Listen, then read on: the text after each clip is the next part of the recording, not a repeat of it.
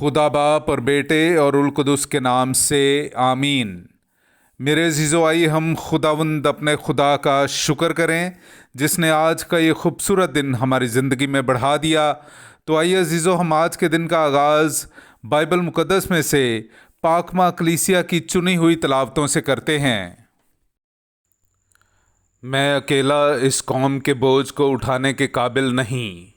ہمارے لیے آج کی پہلی تلاوت عدد کی کتاب اس کا 11واں باب 4 آیت سے لے کر 15 آیت تک۔ اور مخلوط آدمیوں نے جو ان کے درمیان تھے حرص سے خواہش کی، اور بنی اسرائیل ان کے پیچھے چلے، اور وہ بھی روئے اور کہا کہ کون ہمیں گوشت کھلائے گا؟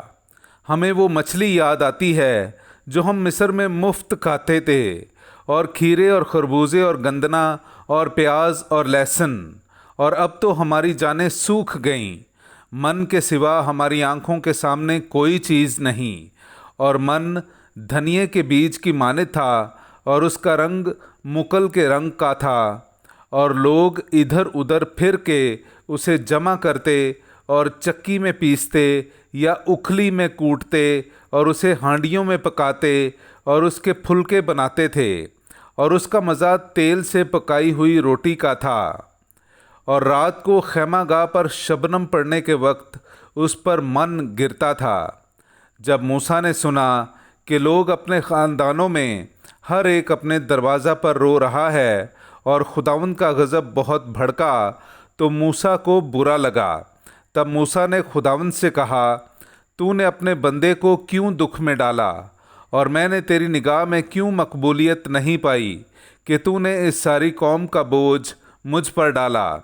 کیا یہ سب لوگ میرے شکم میں پڑے اور مجھ سے پیدا ہوئے تھے کہ تو مجھے کہتا ہے کہ انہیں اپنی گود میں اٹھا، جیسے دائیا شیر خوار بچے کو اٹھاتی ہے، اور انہیں اس ملک کو لے جا جس کی بابت تو نے ان کے باپ دادا سے قسم کھائی؟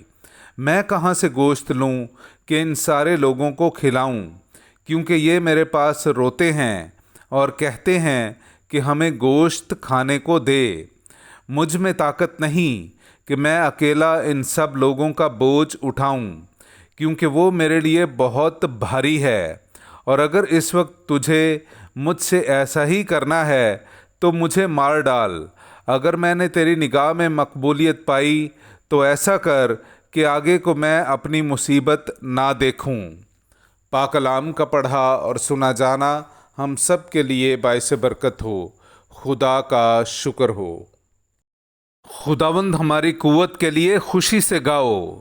میرے عزیزو، آئیے ہم خداوند اپنے خدا کی حمد و تعریف کریں۔ میں آپ کے سامنے پڑھوں گا زبور نمبر 81، اس کی 12ویں آیت سے لے کر 17ویں آیت تک۔ لیکن میری امت نے میری نہ سنی، اور اسرائیل نے میری اطاعت نہ کی، اس لیے میں نے انہیں ان کی سخت دلی کے حوالے کیا، وہ اپنی ہی مشورتوں پر چلیں۔ کاش میری امت میری سنتی اور اسرائیل میری راہوں پر چلتا، تو میں فوراً ان کے دشمنوں کو مغلوب کرتا اور ان کے مخالفوں پر اپنا ہاتھ چلاتا۔ خداوند سے نفرت کرنے والے اس کی خوشامد کرتے، لیکن ان کا بکھرا ہمیشہ کے لیے قائم ہوتا، اور میں اسے گیہوں کا میدہ کھلاتا اور چٹان کے شہد سے اسے سیر کرتا۔ پاک کلام کا پڑھا اور سنا جانا ہم سب کے لیے باعث برکت ہو۔ خدا کا شکر ہو۔ ہاللویا۔ خداوند فرماتا ہے، میں تمہیں دوست کہتا ہوں، کیونکہ جو باتیں میں نے اپنے باپ سے سنی ہیں وہ سب تمہیں بتا دی ہیں۔ ہاللویا۔ میرے عزیزو، آئیے ہم آج کا انجیلی اقتباس سنتے ہیں۔ انجیل مقدس بمطابق مقدس متی، اس کا 14واں باب 13ویں آیت سے لے کر 21ویں آیت تک۔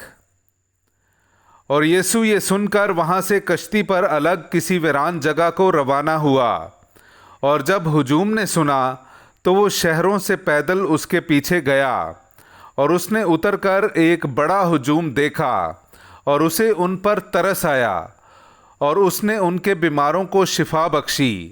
اور جب شام ہوئی تو شاگردوں نے اس کے پاس آ کر کہا کہ جگہ ویران ہے اور اب وقت گزر چکا ہے، ہجوم کو رخصت کر تاکہ گاؤں میں جا کر اپنے لیے کھانا مول لیں۔ پر یسوع نے ان سے کہا، ان کا جانا ضرور نہیں، تم ہی انہیں کھانے کو دو۔ مگر انہوں نے اس سے کہا کہ یہاں ہمارے پاس 5 روٹیوں اور 2 مچھلیوں کے سوا اور کچھ نہیں۔ تو اس نے کہا کہ انہیں یہاں میرے پاس لے آؤ، اور اس نے ہجوم کو گھاس پر بیٹھنے کا حکم دیا۔